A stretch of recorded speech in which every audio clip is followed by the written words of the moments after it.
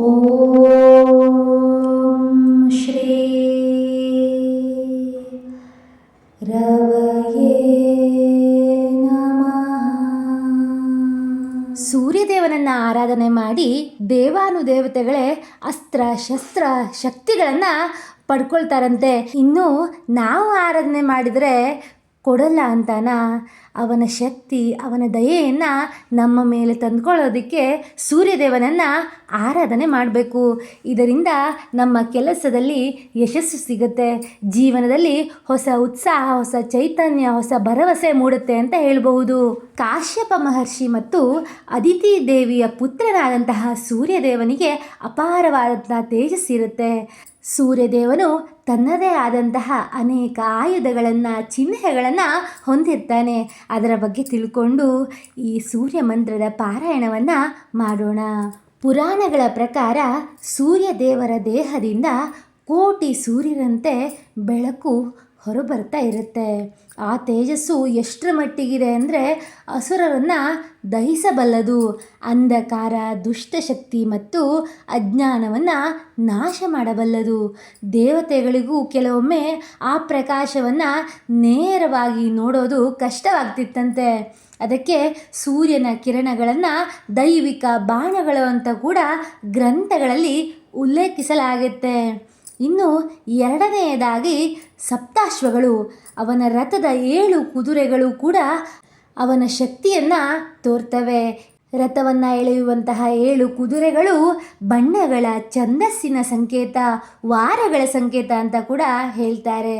ಒಂದು ಚಕ್ರದ ರಥ ಅಂತ ಕೂಡ ಪುರಾಣಗಳು ವರ್ಣಿಸ್ತವೆ. ಈ ರಥವು ಆಕಾಶದಲ್ಲಿ ಸಂಚರಿಸಿ ದಿನ ರಾತ್ರಿಯನ್ನು ಉಂಟು ಮಾಡುತ್ತೆ ಅಂತ ಕೂಡ ನಂಬಿಕೆ ಇದೆ. ಹಗಲು ಇರುಳು ಆಗೋದು ನಮಗೆ ಗೊತ್ತಾಗತ್ತೆ, ಸೂರ್ಯನ ಚಲನೆಯಿಂದ ಆಗತ್ತೆ ಅನ್ನೋದು ಪೌರಾಣಿಕವಾಗಿ ಕೂಡ ಸಾಬೀತಾಗಿರುತ್ತೆ. ಇದು ಕೂಡ ದೈವಿಕ ಶಕ್ತಿಯ ಚಿಹ್ನೆಯಾಗಿದೆ.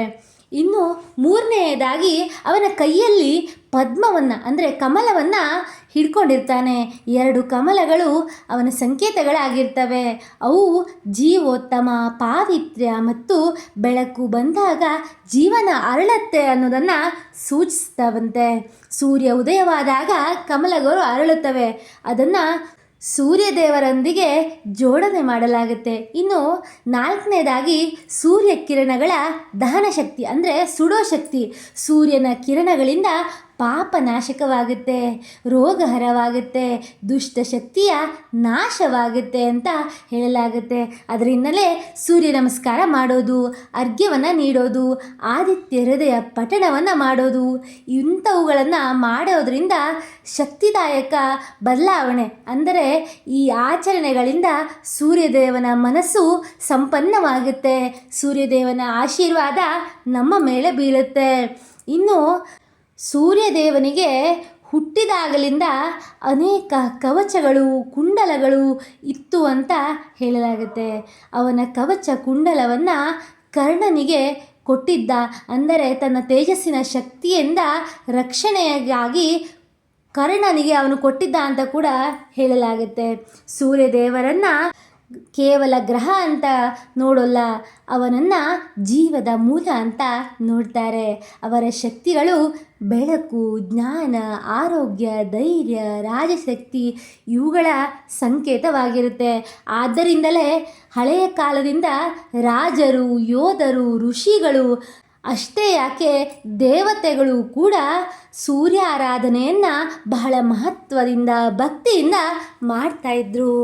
ಈಗ ಸೂರ್ಯದೇವರ ಅಸ್ತ್ರ ಮತ್ತು ಶಕ್ತಿಯ ಬಗ್ಗೆ ನೋಡಿ ಆಯಿತು. ಈಗ ಸೂರ್ಯದೇವರ ಮಂತ್ರವನ್ನು ಭಕ್ತಿಯಿಂದ ಆಲಿಸೋಣ. ಓಂ ಆಕೃಷ್ಣೇನ ರಜಸಾ ವರ್ಧಮಾನೋ ನಿವೇಶಯನ್ನಮೃತಂ ಅತ್ಯಂಚ ಹಿರಣ್ಯೇನ ಸವಿತಾರತೇನ ದೇವೋ ಯಾತಿ ಭುವನಾನಿ ಪಶ್ಯನ್.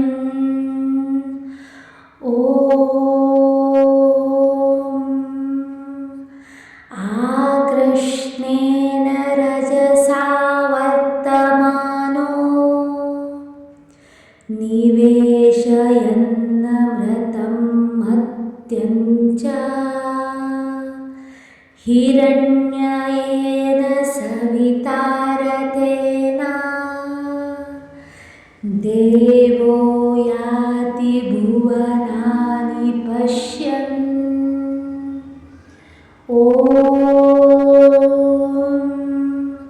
आकृष्णेन रजसा वर्तमानो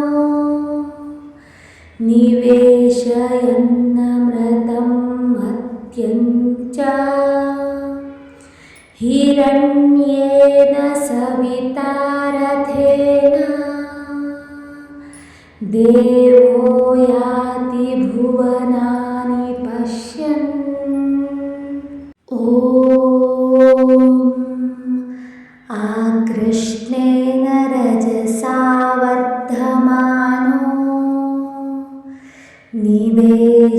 निवेशयन्नमृतं मत्यं च हिरण्येन सविता रथेन देवो याति भुवनानि पश्यन् ॐ आकृष्णेन रजसा वर्तमानो निवेशयन्नमृतं मत्यं च हिरण्येन सविता रथेन देवो याति भुवनानि पश्यन् ॐ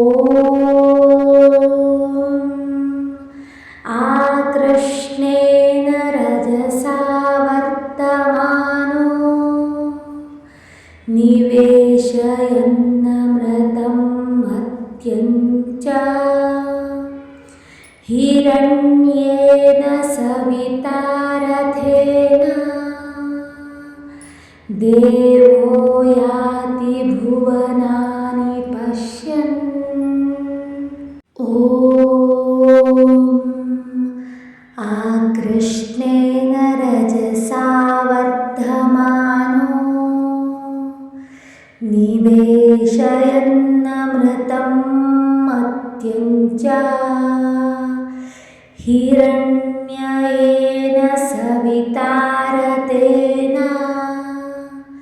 देवो याति भुवनानि पश्यन् ॐ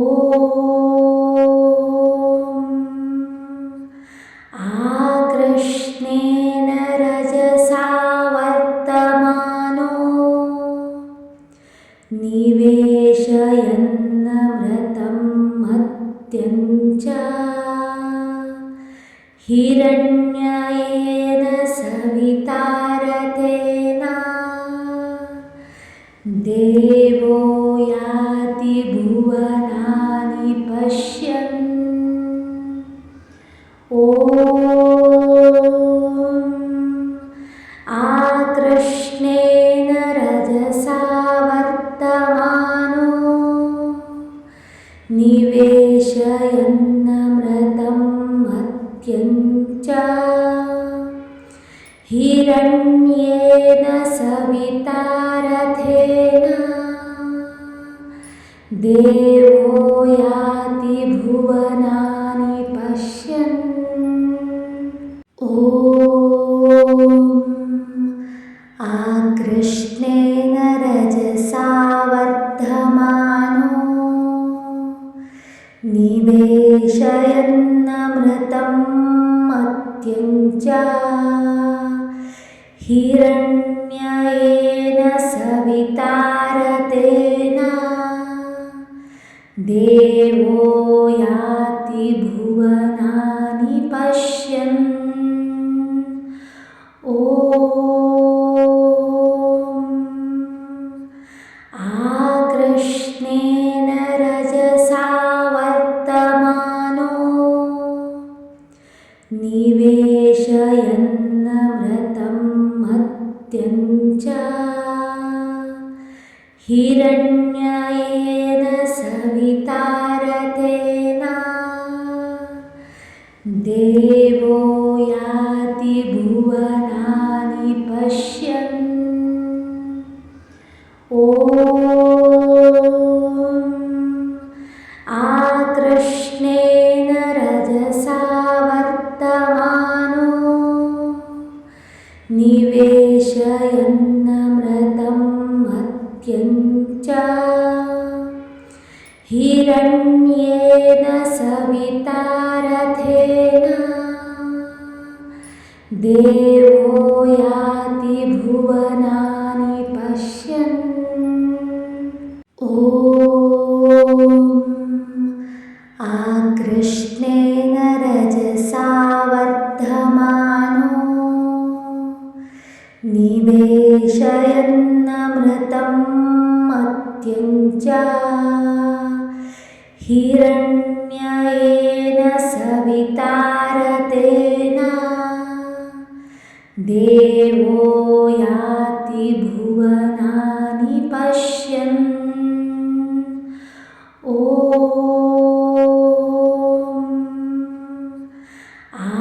आकृष्णेन रजसा वर्तमानो निवेशयन्नमृतं मत्यं च हिरण्येन सविता रथेन देवो याति भुवनानि पश्यन् ॐ आकृष्णेन रजसा वर्तमानो निवेशयन्नमृतं मत्यं च हिरण्येन सविता रथेन देवो याति भुवनानि पश्यन् ॐ आकृष्णेन रजसा वर्धमानो निवेशयन्नमृतं मत्यं च हिरण्येन सविता रथेन देवो याति भुवनानि पश्यन् ॐ आकृष्णेन रजसा वर्तमानो निवेशयन्नमृतं मत्यं च हिरण्येन सविता रथेन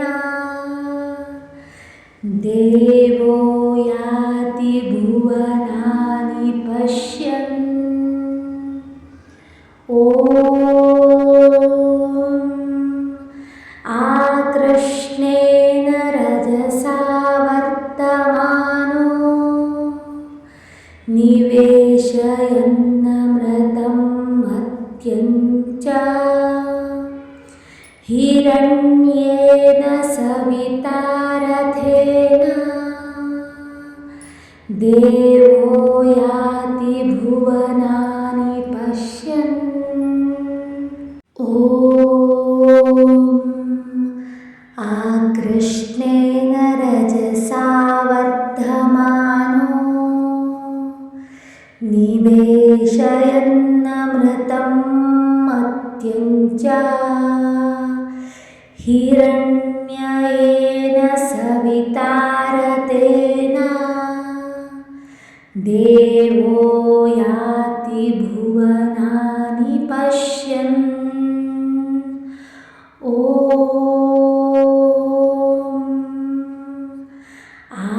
आकृष्णेन रजसा वर्तमानो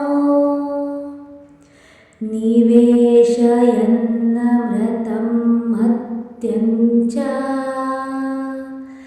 हिरण्येन सविता रथेन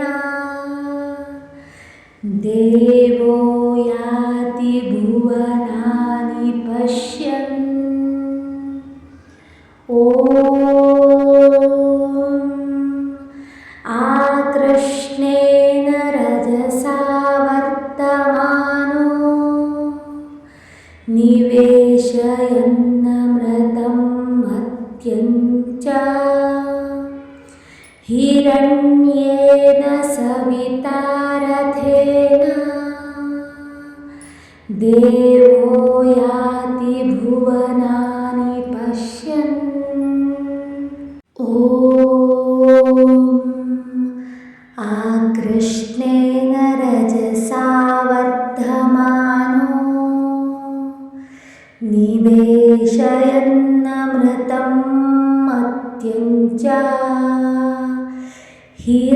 हिरण्ययेन सविता रथेन देवो याति भुवनानि पश्यन् ॐ